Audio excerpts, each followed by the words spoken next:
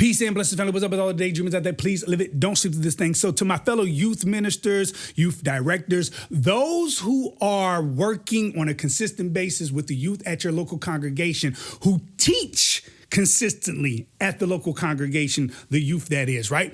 I want you to think of Ephesians chapter 6, verse 12, whenever you prepare your message. And I want you to think of Ephesians chapter 6, verse 12, whenever you walk inside that classroom to engage in dialogue while teaching your young people, right? And here's what the verse says. Let me read the verse, and then I'll explain to you why this needs to be at the forefront of your preparation and at the forefront when you walk inside that classroom. You need to keep this verse in mind. It reads like this: for we wrestle not against flesh and blood, but against principalities, against powers, against the rulers of the darkness of this world, against spiritual wickedness in high places. Now, let me kind of simplify what Paul is saying so we can give application to the conversation we're having right now.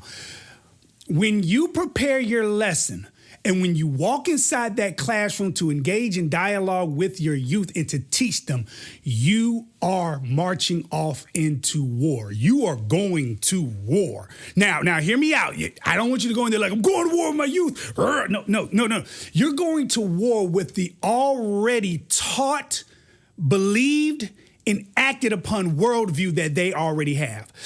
I teach the high schoolers. By the time you get that high schooler in that classroom, there is a worldview amongst their peers.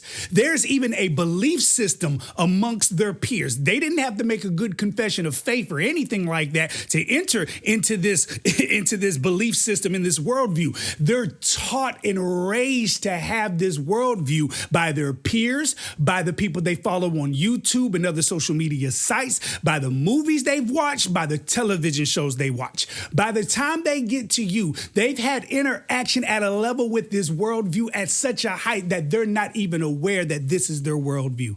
It's just natural to them. It's like breathing. Oftentimes we don't know that we're breathing until we end up not actually breathing. Then we know that we need to breathe. Nobody's thinking I'm breathing throughout the day until there is a point in time where your breath becomes noticeable because it's either running out, you're tired, or it's blocked off your windpipes, right?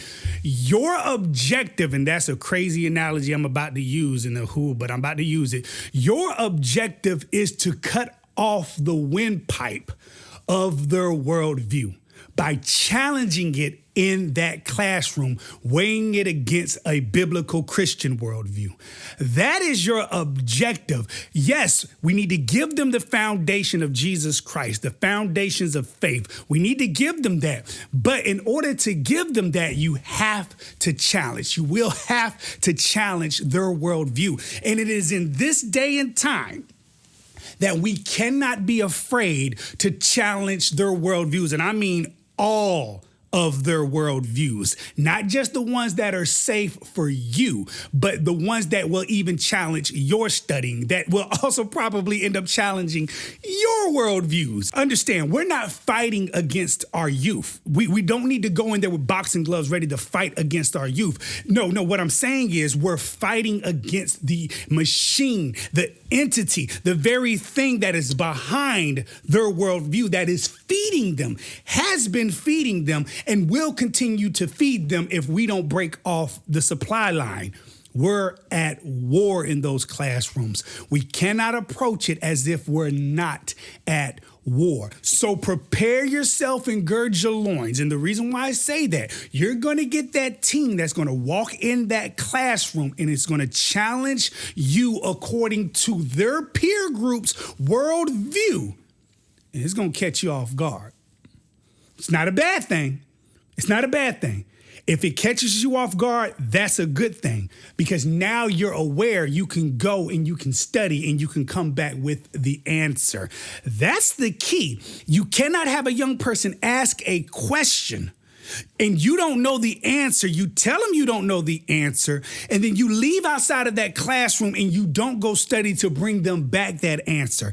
That is a dangerous thing to do, because what this tells that young person is their worldview is right and the biblical worldview is wrong. That's what it, and then it's even worse if you try to give an answer that is not the right answer, and it's noticeable you don't know the answer, but so that you can save face, you're giving an answer just for the sake of, because you're the authority figure inside the classroom. That doesn't work either. We have to give biblical answers, but also we have to give biblical answers connected even with historical information. We gotta start. We wrestle not against flesh and blood. There's a worldview our young people have when they first walk into your classroom, even if they're already raised in the quote unquote church.